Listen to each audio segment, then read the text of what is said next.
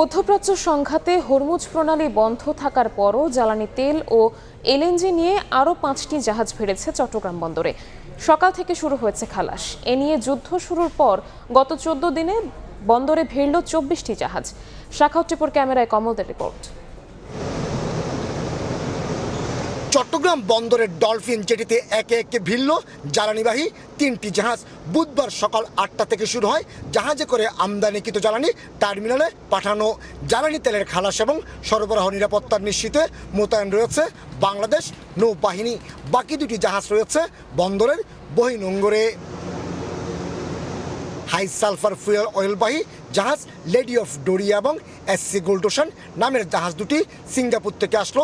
এলএনজিবাহী প্রাচীনামী জাহাজটি এসেছে অস্ট্রেলিয়া থেকে। মূলত সমুদ্রগামী জাহাজে বিক্রির পাশাপাশি বিদ্যুৎ কেন্দ্রের জ্বালানি হিসেবে ব্যবহারের জন্য আনা হয়েছে high sulphur fuel oil. Chittagong বন্দরে মার্চ মাসের শুরু থেকে এ পর্যন্ত প্রায় 18টি জাহাজ, জ্বালানিবাহী জাহাজ, তাদের মালামাল খালাস করে চলে গেছে এবং বর্তমানে এই মুহূর্তে আমাদের আউটার অ্যাঙ্কারেজ সহ বন্দরের জলসীমায় 5টি জাহাজ তাদের জ্বালানি কার্গো আনলোডিংয়ের কাজ করছে। অবশ্য আগামী 20 থেকে 23 মার্চের মধ্যে চট্টগ্রাম বন্দরে আসবে অ্যাঙ্গোলা থেকে এলএনজিবাহী জাহাজ সেনেগাল বেঙ্গোলিয়া, ওমানের এলপিজিবাহী জাহাজ বিউক বোরনহাম এবং মালয়েশিয়ার মর্নিং জান। এছাড়া বেস ওয়েল নিয়ে এবি অলিভিয়া জাহাজটি আসবে থাইল্যান্ড থেকে।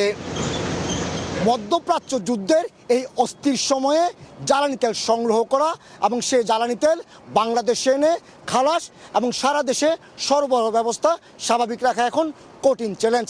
এর সব কিছুতেই উত্তরণ ঘটছে বাংলাদেশ।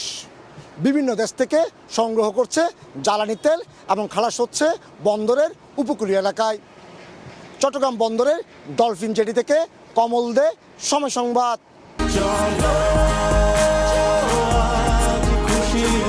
40 বছর ধরে অসংখ্য খুশির মিছিলে ছিল আইডিএলসি, থাকবে আগামীতেও।